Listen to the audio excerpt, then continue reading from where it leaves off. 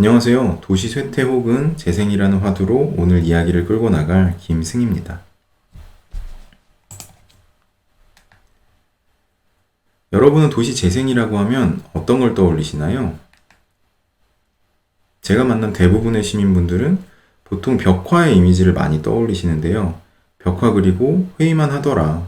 도시 재생 정책을 비난할 때 흔히 오르내리는 말입니다. 담벼락에 그림만 그려놓거나 이웃 공동체를 다지겠다며 모임만 갖기 일수더라는 이야기인데요. 도시 재생 당국자는 대개 관이 벽화 사업을 주도한 적은 없다 라고 얘기하는데요. 누가 벽화를 그렸든 도시 재생은 벽화 그리기라는 공식이 성립되는 것은 주민들이 체감한 변화가 없다는 뜻이라고 볼 수 있겠죠. 최근의 기사들을 살펴보면 도시 재생 사업에 대한 부정적인 내용들이 많이 보입니다. 오늘 이야기를 해보면서 우리가 도시 재생을 바라보는 관점이 어때야 할지 다시 한번 생각해보면 좋을 것 같습니다. 정부가 쇠퇴한 원도심을 복구하기 위해서 도시 재생 선도 사업으로 선정해 사업을 완료한 12개 사업지 30개 행정동인데요. 이 가운데 쇠퇴를 멈춘 것은 하나도 없는 것으로 나타났습니다. 도시 재생에 수조 원의 예산이 투입되고도 인구 유출, 그리고 사업체 감소, 건물 노후, 이런 지역 슬럼화를 멈추지 못한 것인데요. 국회 예산정책처는 최근 발표한 2020년도 국토교통위원회 결산 분석을 통해서 도시 재생 사업에서 국비를 토대로 다른 부분 투자를 이끌어내야 되는데 실제로는 공기업이나 민간 투자의 실적이 저조하다라고 이야기를 했습니다. 도시 재생 사업은 국비가 우선적으로 투입되지만 이후 공기업이나 민간의 투자를 통해서 성공적인 사업이 될 수 있는데 보통은 이제 특정 지역의 국가 예산으로 광장이나 도로, 문화시설 같은 것들을 확충을 하면은 민간이 호텔이나 상업시설 이런 것들을 짓는 방식으로 이루어지는 게 맞겠죠. 근데 실제로는 그렇게 잘 되고 있지 않다라는 기사입니다. 지난 5월 3일 한밤중에 서울시 종로구 숭인동의 한 목조 주택에서 불이 나서 소방차가 출동을 했는데요. 도로에서 이 집으로 통하는 길이 너무 비좁은 골목이거나 가파른 계단이어서 소방차가 진입하지 못했습니다. 결국 구급대원들은 이제 길게 이어진 소방호스를 들고 계단을 막 오르내리면서 화재를 진압해야 되는데요.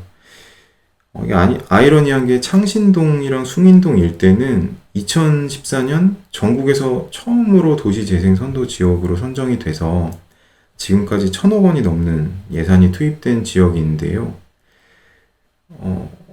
이게 역사성 보존을 한다는 이유로 이제 노후 지역이 그대로 방치되면서 이제 도로 확충도 잘 되지 않고 그래서 화재 위험에 고스란히 노출되어 있는 형편입니다. 근데 이런 문제는 창신동, 숭인동에 그치지 않고요. 사업이 완료된 전국 12개 도시재생 선도구역에 속한 30개 행정동을 포함해서 이후 후속으로 재생 프로젝트가 진행된 총 93개 행정동 가운데서 쇠퇴를 멈춘 곳은 2개 동에 불과한 것으로 나타나고 있어서 도시재생 사업의 실효성에 대한 논란이 굉장히 커지고 있는 상태입니다. 최근 도시재생 관련한 뉴스를 보았는데 거기에 달린 댓글 하나를 제가 발췌해봤어요.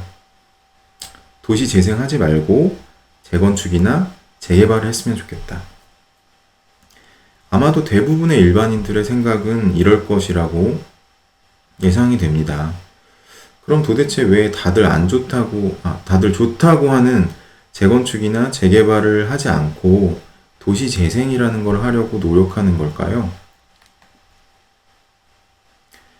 이미 개발이 되어 있는 상태에서 낙후된 기반시설이나 아니면 건물이 문제로 되고 있어요. 이를 어떻게 다시 잘 고쳐서 쓸 수 있게 만드느냐에 대한 방법이 재개발, 재건축도 있고 그리고 도시재생이라는 방법이 새로 도입되었는데요. 재개발과 도시재생은 각자의 특성과 장단점이 존재를 합니다. 재개발, 재건축은 빠르고 대규모로 획기적인 변화를 기대할 수 있다는 점은 장점인데요. 기존 주민들이 이제 내쫓기게 되고 기존 도시의 역사성이 사라지는 단점이 있겠죠.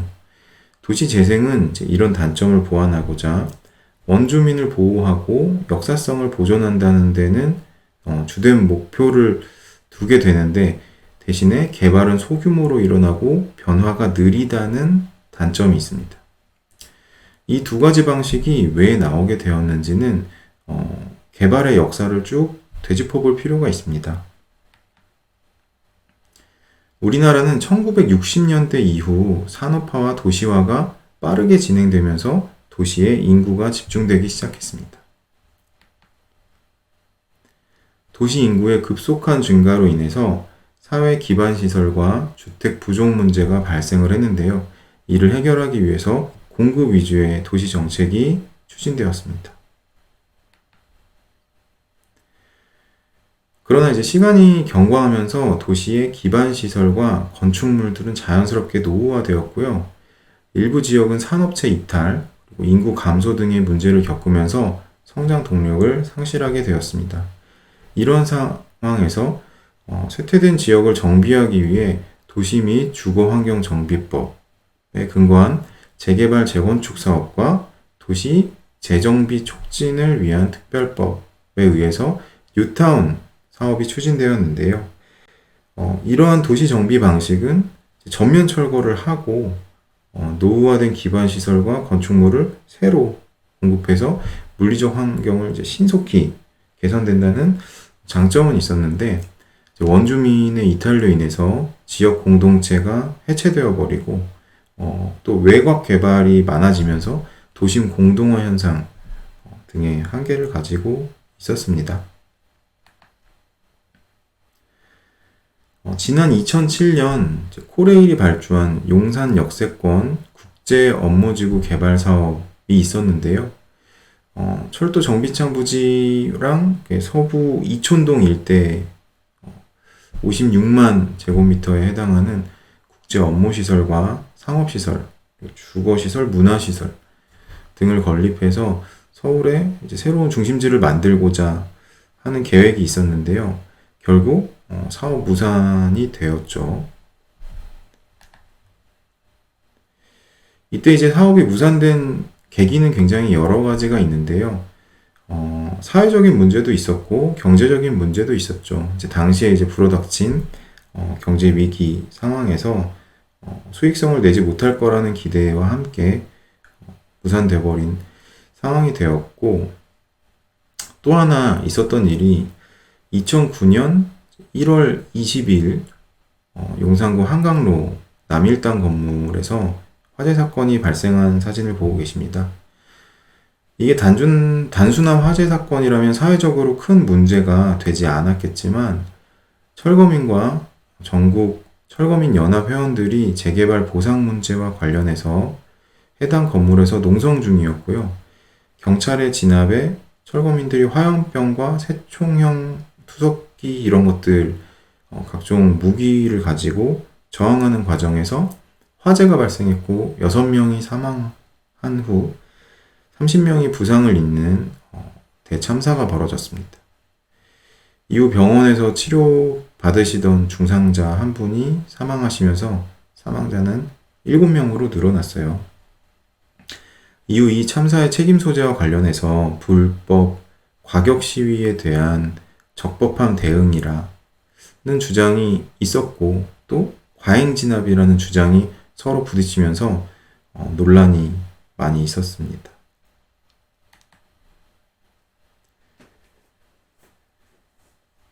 그 이후에 이제 재개발의 역사가 아무래도 여러 가지 문제점으로 인해서 좀 이렇게 바뀌게 된 계기가 도시 재생이라는 새로운 개념이 도입되는 계기였는데요.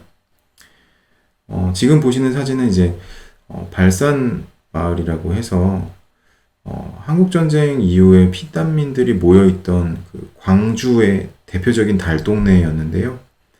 1970년대에 방직 공장이 이제 인근에 생기면서 일자리를 찾아온 여공들로 붐볐던 마을인데 90년대 이후에 이제 방직 공장이 쇠퇴하면서 도심 공동화 현상이 일어나고 마을이 쇠퇴하기 시작했습니다.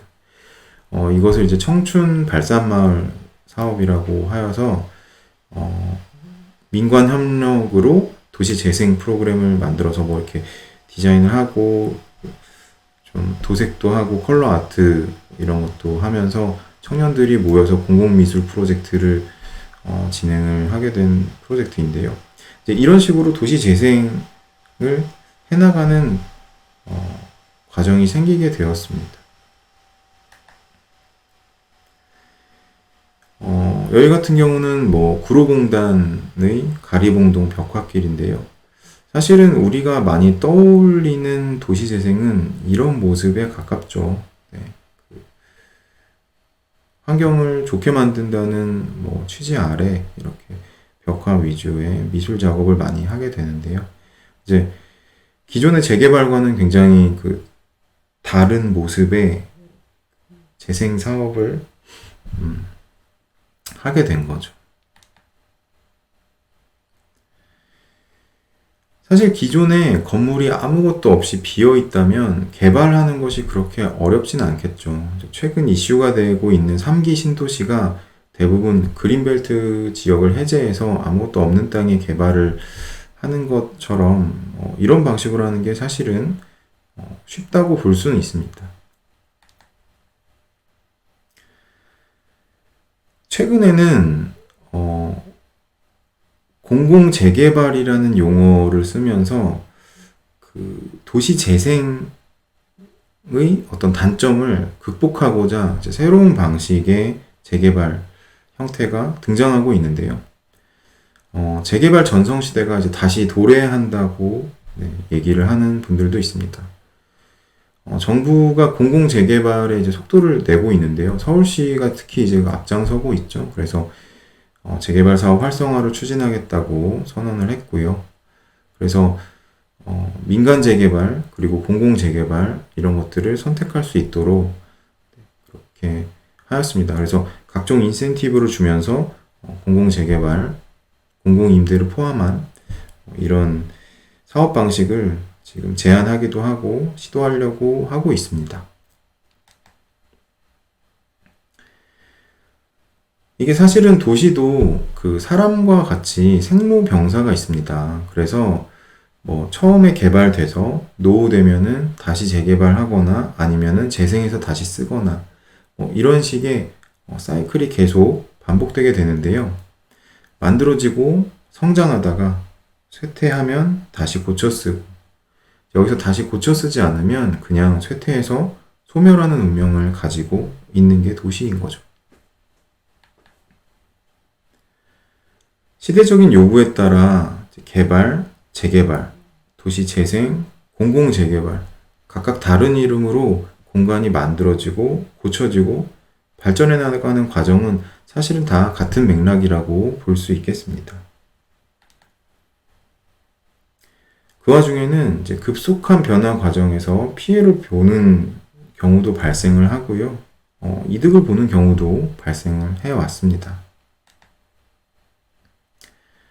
일단은 현재가 중요하니 하고 보자는 방식으로 그동안 진행되어 온 정비나 개발 이런 것들은 그 후에 미래 세대, 자식 세대가 활용할 유휴지를 남겨놓지 않고 없애버리는 경우도 굉장히 많이 있었습니다. 현재까지. 그런 와중에 우리는 너무 빠르게 선진국의 대열로 접어들게 되었고요. 그 선진국의 문제점과 병폐를 아무 준비 없이 맞닥뜨리고 있는 상태이기도 합니다.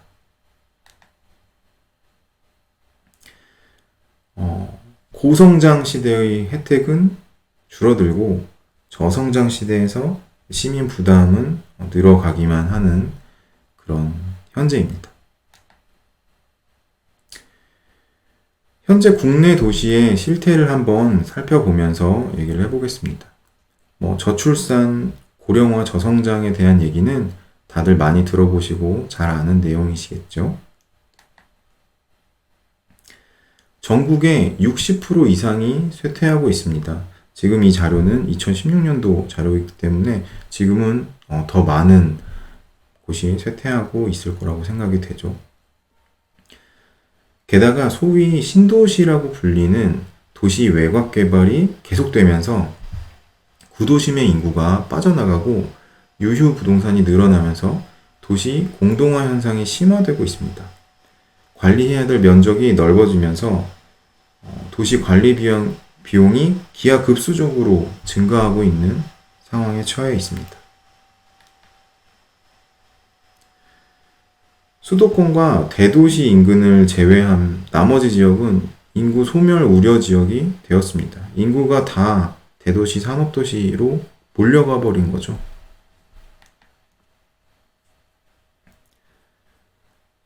쇠퇴하는 지역은 일자리와 생활 인프라가 공급되지 않으면서 양극화가 심해지고 있습니다.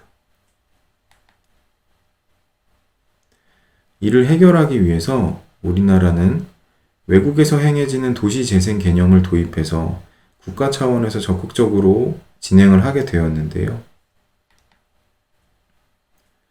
물리적, 경제적, 사회적으로 지속적인 발전을 꾀하겠다는 목표를 가지고 있었습니다. 보통 그래서 도시 재생을 위해서 하는 일은 5가지가 있습니다.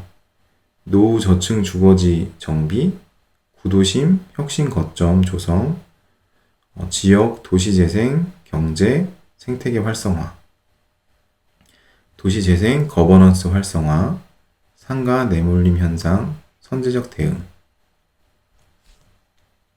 하나씩 예를 들어 살펴보면 다음과 같습니다.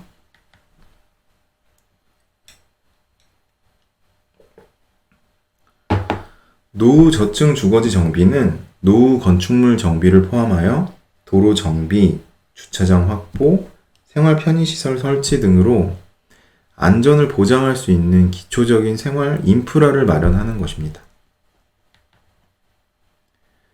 구도심 혁신 거점 조성은 공동화되고 있는 구도심을 활성화하기 위해서 지역 특화 발전이 가능한 거점을 개발하는 것인데, 이는 지역마다 특성이 다르기 때문에 지역 전문가가 참여해서 프로그램을 개발할 필요가 있습니다. 지금 보시는 사례는 대학과 주민을 연계해 청년 창업 특화를 위한 거점, 청년 창업 공간이나 스튜디오, 리빙랩, 성장센터 이런 것들을 제시하고 있습니다. 지역 도시 재생 경제 생태계 활성화는 일반적으로 지역의 발전을 위한 사업을 지원하고 또 시행하는 주체가 지역 기반이 되어서 발생하는 이익이 외부로 흘러가지 않고 다시 지역으로 분배될 수 있도록 사회적 기업, 지역 사업자, 그리고 지역 기반 창업을 지원하는 형태라고 볼 수 있습니다.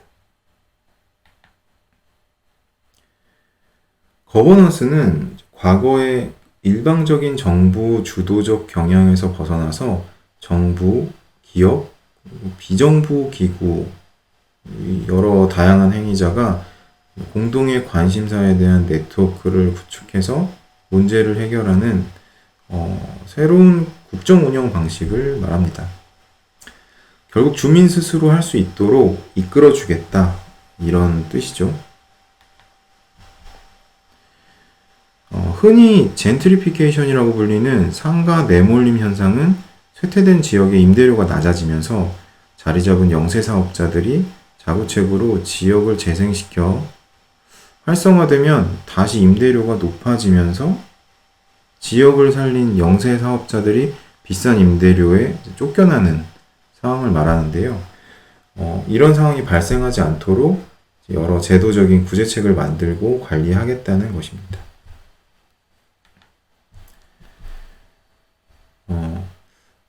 간단하게 한 가지 예만 들으면은 이제 우리나라에서 제일 선도적이고 유명한 도시 재생 지역이 달동네 르네상스라고 불리는 부산의 감천 문화마을입니다. 피난민 혹은 저소득층의 주거지였다는 이제 부산의 아픈 역사를 가진 구도심의 달동네에 2009년 문화체육관광부에서 공공미술 프로젝트가 시행이 되면서 여기서 이제 벽화나 이런 것들이 어떻게 보면은 대표적으로 만들어지기 시작한 거죠. 그래서 골목길에 이제 미로 같은 골목길도 정비를 하고 담장에 벽화도 그리고 그런 식으로 도시재생 프로젝트가 시작이 되었습니다. 이런 도시재생에서 항상 강조되는 것이 사실은 제일 어떻게 보면 중요한 것이 주민이라는 단어인데요. 2021년 LH에서 발간한 도시재생 뉴딜 교육 사례집의 제일 첫 페이지에 보면 성장하는 주민이라고 쓰여 있고요. 그 아래는 변화하는 도시라고 적혀 있습니다. 이는 무슨 이야기냐? 주민의 의식, 어떻게 보면 의지가 성장하지 않으면 도시는 변화할 수 없다는 이야기가 돼버리는데요. 그래서 도시 재생 사업에는 항상 주민 역량 교육이 같이 수반되면서 진행되어 왔습니다. 사실은 그 중앙정부가 주도적으로 시행하던 교육 방식은 지역의 그 상황과 여건을 반영하기 어렵다는 한계도 좀 있었고, 그리고 또 내용 전달 위주의 이론적인 강의가 진행되는 수업 방식에도 이제 많이 비판이 있었지요. 도시재생은 왜 항상 주민 참여를 강조할까요? 그것은 어떻게 보면 이제 사회적, 문화적인 경향의 변화에 맞추어가기 위함이라고 해석할 수도 있는데요. 이런 거를 제가 K-팝에 빗대어서 최근 우리가 살고 있는 사회가 어떻게 변화하고 있는지 한번 설명을 해보겠습니다. K-팝은 어떻게 보면 그 유럽의 하우스 뮤직이나 EDM 장르의 하나라고 볼 수가 있는데요. 일렉트로닉 댄스 뮤직이죠. 그래서 유럽이나 이제 서구권에서 전자음악을 이제 댄스 음악으로 만들어서 클럽에서 춤을 추는데 사용하는 그런 음악이었습니다. 거기에 이제 우리나라에서는 고난도의 정제된 퍼포먼스를 결합을 하고요.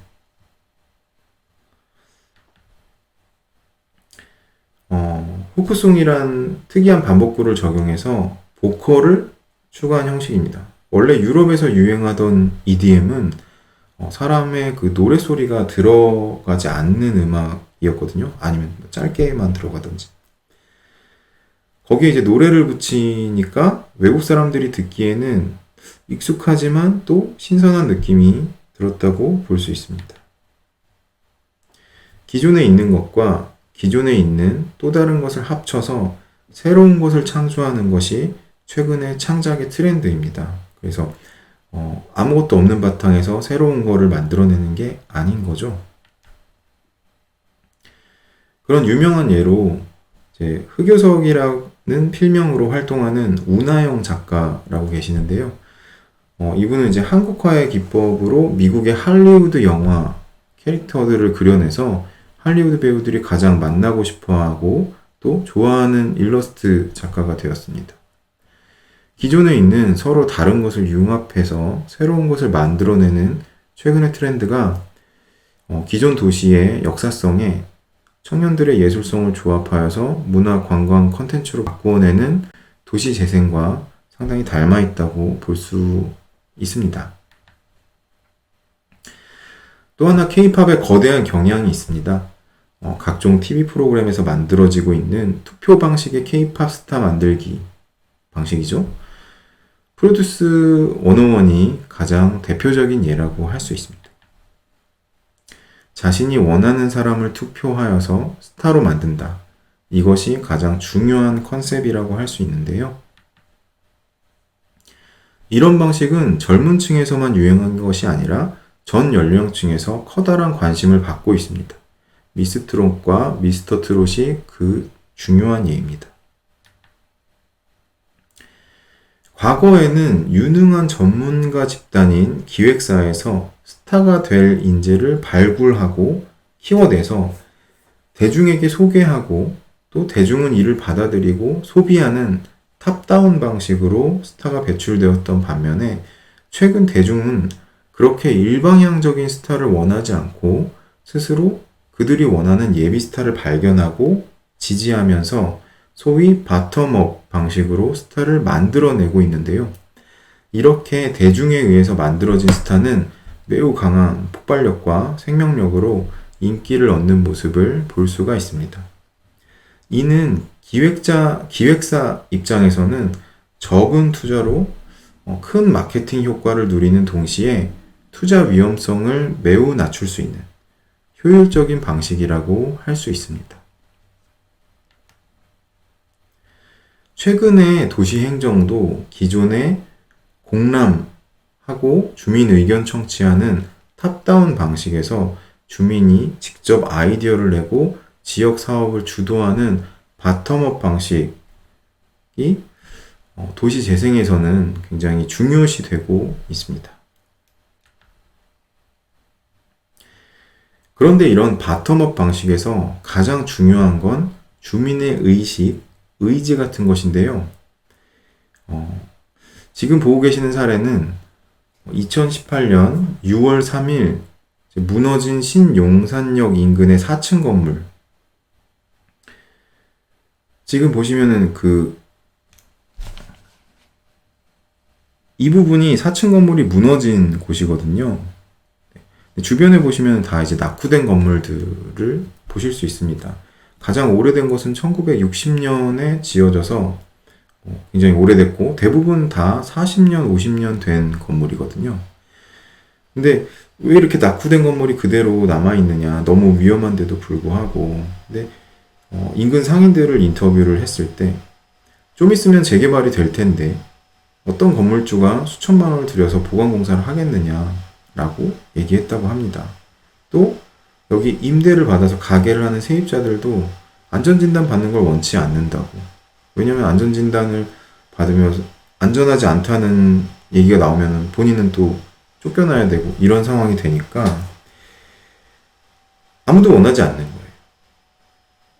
그리고 이것을 새로 고칠 마음도 없는 겁니다. 어차피 현재같이 무너져 버리면 뭐 철거 비용도 필요 없는 거고 위험한 상황은 벌어지겠지만 그리고 이 상태 그대로 재개발이 되기를 바라고 또 거기에서 보상을 받거나 이윤을 추구하기를 원하는 거죠.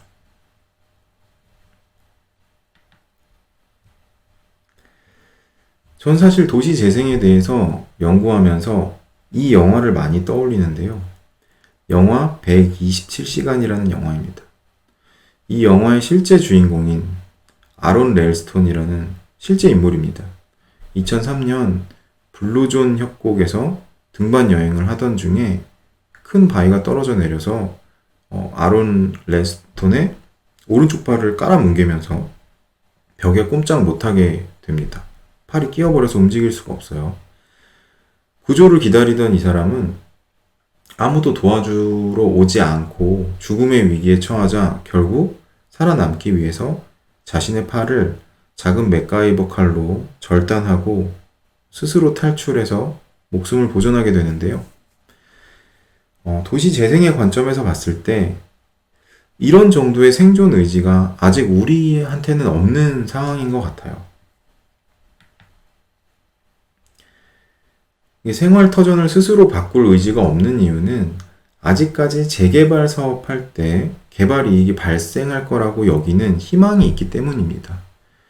재개발, 재건축을 하면 부동산 가격이 올라서 조합원들의 자산도 증식이 되고 또 일반 분양 수입으로 개발사의 수익도 보전될 거라는 믿음이 있는 거죠.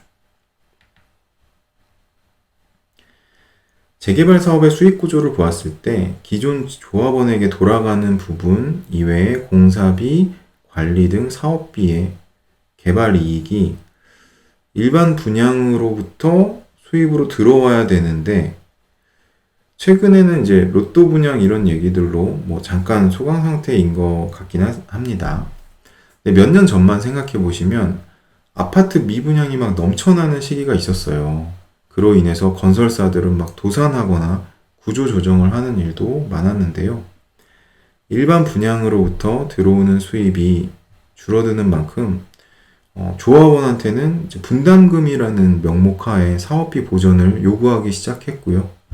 조합원들도 분담금이 너무 커져서 재개발 후에 일정 수익을 기대하지 못하게 되는 경우에 재개발을 아예 처음부터 무산 해버리는 그런 일이 비일비재할 때가 있었습니다.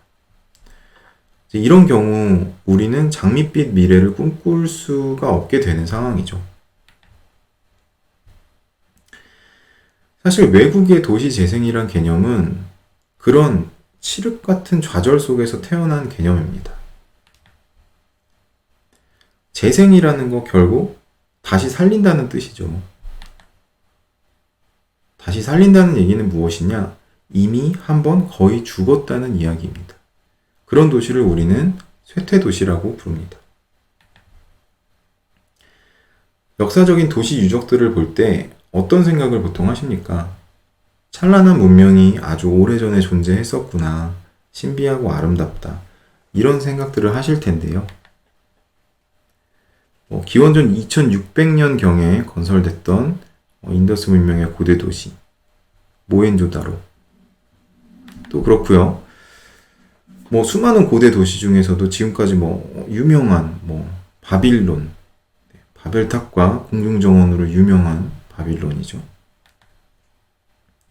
고대 페르시아, 아케메네스 왕조의 수도였던 페르세폴리스.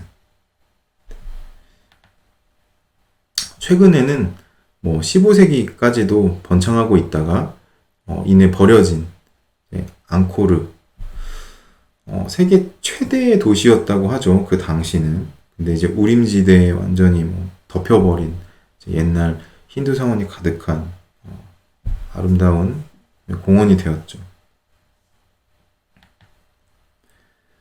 과거에 찬란하게 발전했던 도시들인데도 불구하고 현재 이 도시들의 인구는 0입니다. 죽어있는 도시죠. 우리는 이런 도시를 흔하게 만날 수 있습니다. 몇천 년 전 과거에만 이런 도시가 있을까요? 2013년 7월 18일 디트로이트시는 파산 보호 신청을 했습니다. 미시간 주지사가 금융감독원으로 임명한 케빈 오어는 디트로이트시를 뭐라고 표현했냐면 구제불능이라고 표현했습니다. 채무액은 180억 달러를 넘어섰고 채권자도 10만 명이 넘고 포드라고 엄청 큰 자동차 회사 알고 계시죠? 이 포드의 고향이자 후기 산업혁명의 중심이었던 이 도시는 이렇게 파산해서 몰락한 도시가 되어버렸습니다.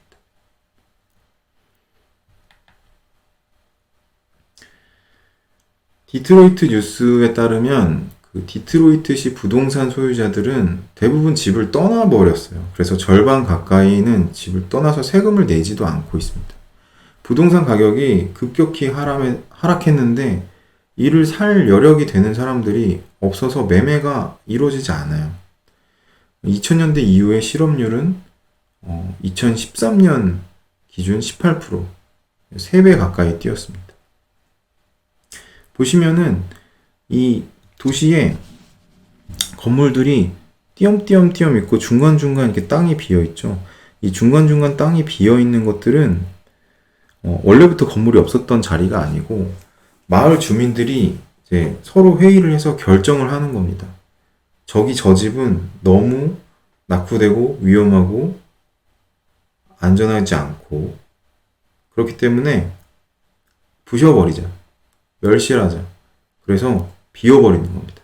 그리고 그 땅에 잔디를 심거나 근데 사실 잔디 심을 돈도 안 되기 때문에 지금 그냥 맨 땅으로 있는 그런 경우가 있는 거죠. 이 디트로이트시에 남아있는 거주민들에게는 집보다 시급한 문제는 안전이에요. 왜냐면 집은 이제 빈집들이 많으니까. 근데 살인 범죄율이 40년 중에 최고치를 기록했고요. 그리고 경찰의 평균 출동 시간은 58분이랍니다. 그래서 미국 전국의 평균 출동 시간이 11분 정도 된다는데 여기선 경찰이 출동을 느리게 하는 거예요. 그리고 응급차도 3분의 1만 운영되고 있어요. 왜? 돈이 없으니까. 그래서 주변의 집이 막 비어있는 상태에서 안전함을 느끼기는 굉장히 어려운 거죠. 근데 디트로이트시의 쇠퇴는 이제 어제 오늘 문제가 아닙니다. 1950년대부터 이미 서서히 이제 산업이 뒤바뀌어 가면서 몰락의 길을 걷고 있었고요. 회생을 위해서 많은 노력을 했지만 계속 실패하고 결국은 재기 불가능에 가깝게 만들어졌죠. 결국 빈민들이 모여 사는 망한 도시가 되었습니다.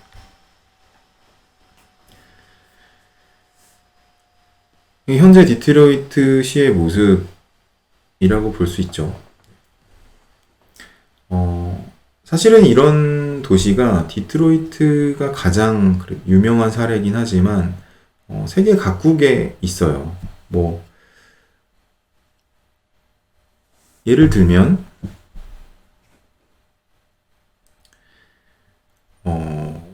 일본의 아카이케 1990년대 초반에 일본에서 최초로 파산한 도시입니다.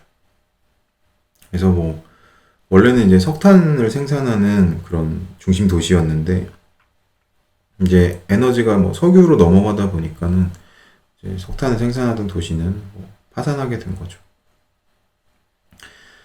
캐나다의 뉴펀들랜드 지역도 마찬가지로 대공황 때 1900년대 초반에 파산 가까이 되었는데 영국이 지원을 해줘서 겨우 살아났고, 또 이탈리아의 타란토 지방 같은 경우는 이탈리아 남부 대도시인데 조선, 철강 이런 것들이 강한 도시였는데 조선업이 이제 무너지고 철강도 무너지면서 결국은 이제 파산하게 되었습니다. 거기 그 시장은 그 시가 파산하면서 그런 문제로 교도소에 수감이 된 그런 일도 있었고요. 또 뭐 미국의 스톡턴도 굉장히 유명한데 거기 같은 경우는 뭐 도심하고 워터프론트를 막 개발하다가 무분별하게 막 개발만 하다가 결국은 그 개발한 비용을 어떻게 회수하지 못하고 파산해 버렸고요.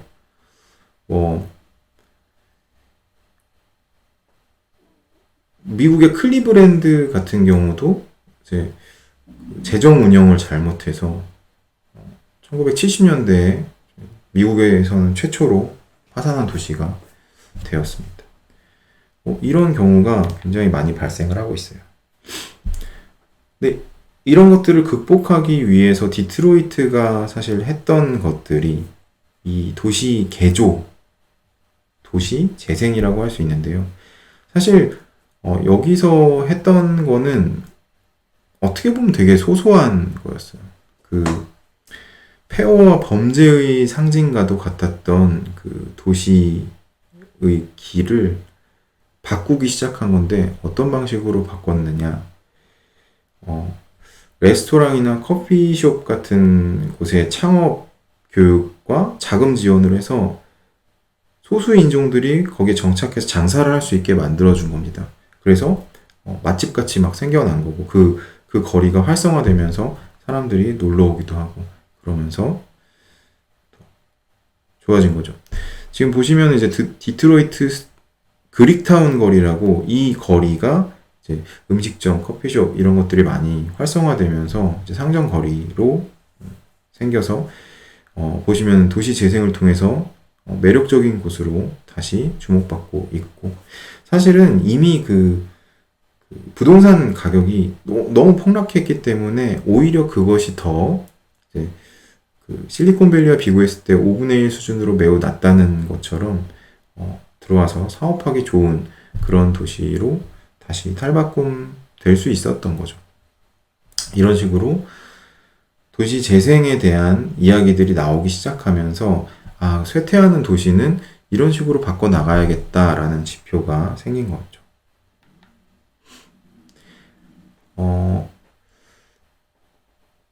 특히나 이제 일본 같은 경우가 도시 재생을 굉장히 선도적으로 잘 하는 나라로 알려져 있는데요. 재개발이 불가능한 부동산 가치와 세수 감소로 인해서 지자체 재정이 파산이 되고 악순환이 계속되었죠. 그리고 또 황폐화되고 범죄 소굴로 전락한 도시를 바꾸기 위해서 주민들이 직접 나서서 도시를 바꿔야만 했습니다. 일본 같은 경우는 특히 이제 지방 소멸을 막기 위해서 주민들이 적극적으로 주도를 하면서 마을 살리기에 동참한 것으로 굉장히 알려져 있어요. 주민들이 제일 먼저 한 일은 황폐화된 거리를 주민들이 청소하고요. 그리고 정리하는 것으로 시작을 하였습니다. 그리고 마을 축제와 옛 상점 거리를 활성화시켜서 관광 컨텐츠를 만드는 것으로 이어졌어요. 가케가와시의 예를 들면은 아주 극적입니다. 교통 편의를 위해서 국가철도부로부터 신칸센을 유치하는데 유치 비용이 총 120억엔이 들었는데요. 그 중에 30억엔을 가케가와 시민들이 모금을 하였습니다. 인구가 고작 8만 5천 명밖에 안 되거든요. 네, 한 가구당 따지면 10만엔, 우리 돈으로 100만 원이 넘는 돈을 모금을 해서 철도를 유치를 한 거예요. 그래서 도시가 발전되고 성장하기를 원했던 거죠. 우리나라에서 지하철 유치한다고 가구당 100만 원 내라고 하면 낼까요? 가케가와시는 또 가케가와 성이 있었는데 그게 이제 다 낙후되고 무너질 것 같은 상황이었어요. 근데 이것을 복원하는데 시민들이 10억엔을 모금해서 목조 건물 재건을 성공적으로 이뤘습니다. 이렇게 아이디어, 노동, 자금까지 총동원해서 시민들이 직접 도시를 바꾸고 있는 상황입니다. 도대체 왜 그럴까요? 자기 돈과 시간과 노력을 투자하면서 왜 그렇게 하는 걸까요? 이게 그렇게 하지 않으면 정말 도시가 괴멸할지도 모르는 상황에 처해 있기 때문입니다. 사실 주요 선진국들의 정책은 대부분 시민들이 먼저 자구책을 마련하고 지방자치단체에서는 이를 제도적, 금융적으로 지원해주는 정도의 선에서 이루어지고 있습니다. 우리나라처럼 정부나 관에서 주도적으로 하는 방식이 아니고요. 우리나라는 오히려 아직 진정한 쇠퇴를 맛보지 않은 상태에서 외국의 사례를 보고 미리 준비하고 미리 대비하는 방식으로 도시 재생을 진행하다 보니까 여러 가지 문제들이 발생하고 있는 상태입니다. 사실상 선진국에서는 이미 인구 감소에 대해서 어쩔 수 없는 현상으로 받아들이고 이를 거스를 수 없다는 생각을 가지고 있는 상황이에요. 그 대표적인 개념이 축소 도시입니다.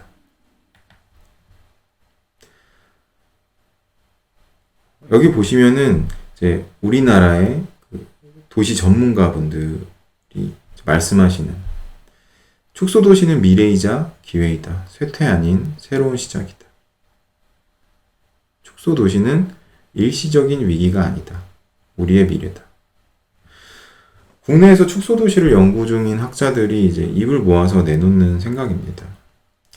인구 절벽이 빠르게 현실화되고 있는 가운데 우리에게 필요한 것은 축소 도시 시대의 부작용을 최소화하고 장점을 극대화할 수 있는 전략이 필요한데요. 이는 사실 그 생각의 전환이 필요합니다. 그간 이제 도시의 전략은 개발하고 확장하는데 방점이 찍혀 있었다면은 이제는 지속 가능성 그리고 삶의 질에 초점을 맞춘 새로운 전략이 필요한데요. 이런 대안적인 가치 위에서 축소도시 시대는 한국 사회가 걸음 전진해야 되는 그런 상황에 처해 있다고 볼 수 있어요. 임준웅 충남연구원 연구위원은 충남 공주시 연구를 하시는데 충남 공주시의 충남연구원에 계시는데 축소도시는 단순히 쇠퇴도시를 뜻하지는 않는다 라고 말씀하십니다. 그래서 축소 도시에 대해서 이제 바른 이해를 가져야 된다라고 얘기를 하시는데, 쇠퇴 도시와 축소 도시 모두 도시의 인구 감소 현상을 핵심으로 하지만, 쇠퇴 도시는 극복의 대상이라면 축소 도시는 적응의 대상이라고 설명을 하십니다. 쇠퇴 도시는 인구 감소를 일시적으로 보고 인구 유출을 차단하고 유입을 촉진하고 이런 것들을 고려한다면, 축소 도시는 저출산 고령화라는 큰 인구 추세 속에서 인구 감소는 어쩔 수 없는 숙명이다라는 태도를 담고 있는 거예요. 현실과 동떨어진 인구 전망을 내놓고 그에 맞춰서 도시 외곽 개발을 밀어붙이는 것. 이것은 축소 도시가 가진 문제점을 더욱 악화시킬 뿐이라고, 제대로 된 현 상황을 응시하고 축소 도시라는 기회를 활용할 수 있는 전략을 마련해야 된다라고 말씀하고 있습니다. 사실 이 얘기는 어떻게 보면 굉장히 좀 씁쓸한 얘기긴 합니다. 대부분 정치인들이 본인의 공약으로 개발을 하고 더 활성화시키고 인구를 어떻게 늘릴 것이며 어떻게 발전할 것이다, 이런 전략들을 많이 들고 나오거든요. 근데 연구자들은 사실은 많이들 알죠. 그거는 어떻게 보면 환상이라는 것을. 왜냐하면 인구가 줄어드는데 인구를 늘리고 산업을 활성화시키고 하려면 인구가 더 추가되어야 되거든요. 그럼 그 인구는 결국 어디서 오느냐? 옆 동네에서 오는 거예요. 옆 동네에서 좀 새로운 거를 지어 놓으면은 옆 동네나 구도심에서 이사를 와서 살면, 그러면 그 동네는 뭐 인구가 늘어날지 몰라도 결국 다른 동네는 인구가 더 줄어드는 거거든요. 그래서 그런 것들은 인구 전망이 막 늘어날 거다라고 얘기하는 것들은 사실은 거짓말이다, 그런 얘기입니다. 그래서 현재 도시 재생 사업, 그리고 뭐 지금 얘기되고 있는 이제 공공 재개발, 이런 것들도 사실상은 뭐 수도권은 가능한 얘기겠죠. 네. 근데 지방 중소도시들은 불가능하다. 네. 오히려 중앙정부에서 내려주는 예산을 따기 위해서 잘 포장해서 그럴듯하게 내놓는 그런 전략일 가능성이 높다라고 지적을 하셨습니다. 이현 서울대 환경대학원 환경계획과 교수님은 부산에 가보셨더니 거기 빈 땅에 콘크리트를 잔뜩 발라놨던데, 미국의 클리브랜드는 도심 빈 땅에 젊은이들이 친환경 농사를 짓게 한다라고 말씀하셨어요. 그래서 빈 땅을 어떻게 활용하느냐, 이런 부분에 대해서 좀 고려할 필요가 있다는 거죠. 이 교수님은 축소도시 개념을 이제 국내에 처음으로 들여온 연구자신데요. 이 교수님이 주목한 거는 녹지화입니다. 그래서 경제 침체로 인구수가 정점을 찍었던 1950년대 대비해서 미국의 클리브랜드는 현재는 이제 40% 수준으로 떨어졌거든요. 그래서 나머지는 다 빈 땅이 돼버렸죠. 도시 내 유유지를 공동 텃밭으로 전환하는데 클리브랜드는 이제 힘을 쏟고 있는 상황입니다. 그래서 2008년 기준으로 클리브랜드는 160개 공동 텃밭을 조성하고 주민 3,600명이 여기에 힘을 보태고 공동 텃밭을 더 늘리는 계획을 시행 중이라고 합니다. 이 교수님 말씀에 따르면 이제 어쩔 수 없이 이제 비어가는 도시를 다시 채우려고 애쓰는 게 아니고 그냥 비어가면 비어가는 대로 비움으로써 자연과 조화하는 해결책을 클리브랜드는 찾은 것이라고 말씀하셨어요.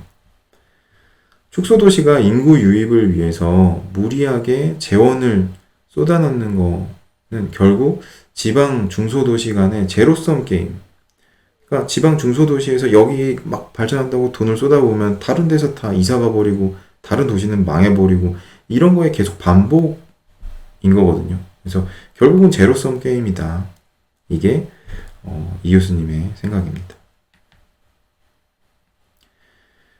구용수 국토연구원 책임연구원은 도시재생 뉴딜 사업에 대해서 인구 감소가 심각한 지역은 성급한 도시재생이 아니라 정주 안정화 전략을 추구하는 게 답이라고 주장을 하였습니다.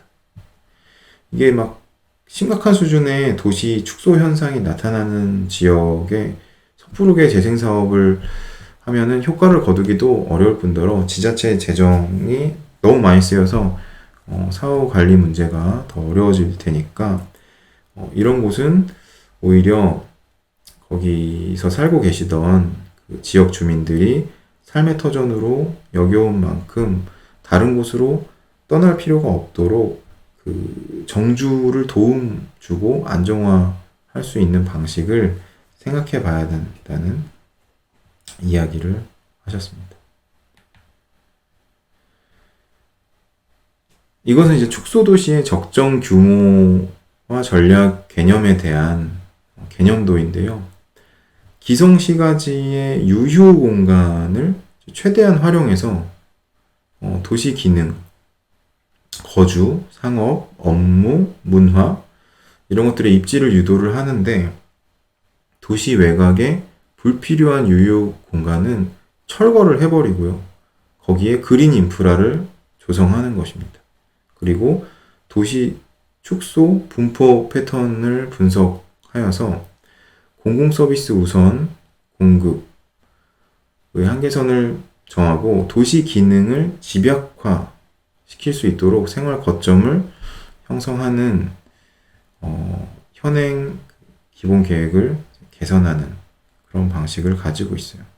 결국은 비어갈 수밖에 없는 도시를 어떻게 다시 바꾸느냐에 대한 얘기인데, 사실 도시가 이렇게 커지면 커질수록 그 유지하는 비용이 굉장히 많이 들거든요. 그래서 그런 걸로 인해서 도시가 파산해버릴 가능성이 너무 높기 때문에 교외와, 우리는 사실 거의 위성도시 아니면 신도시 뭐 이렇게 부르는 것들, 그런 것들을 나중에 철거하고 다시 도심 안쪽으로, 구도심 쪽으로 재배치를 하는 그런 과정을 얘기를 합니다.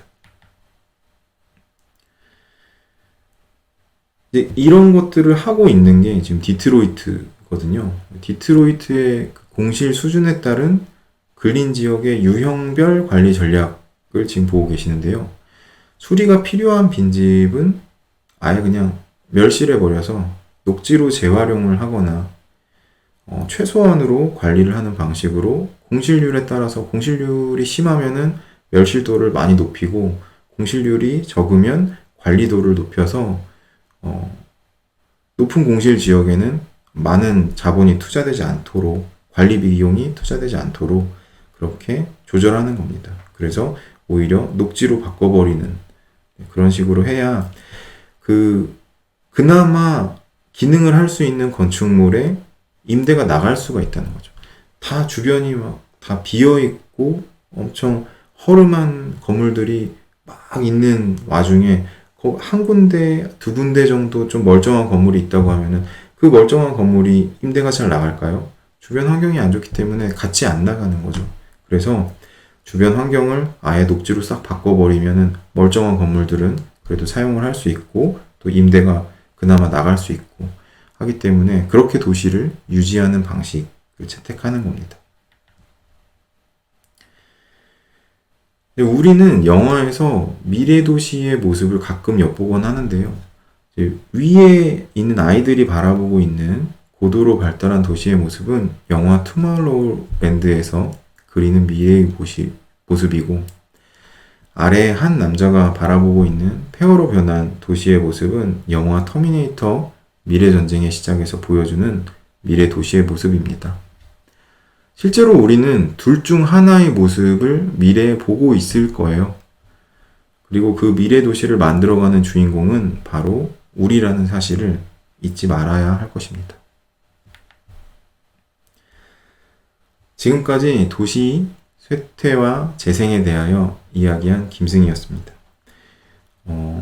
도시 재생뿐만 아니고 앞으로 우리의 도시를 어떻게 가꿔야 되는지 생각해보는 시간이었으면 좋을 것 같아요. 들어주셔서 감사합니다.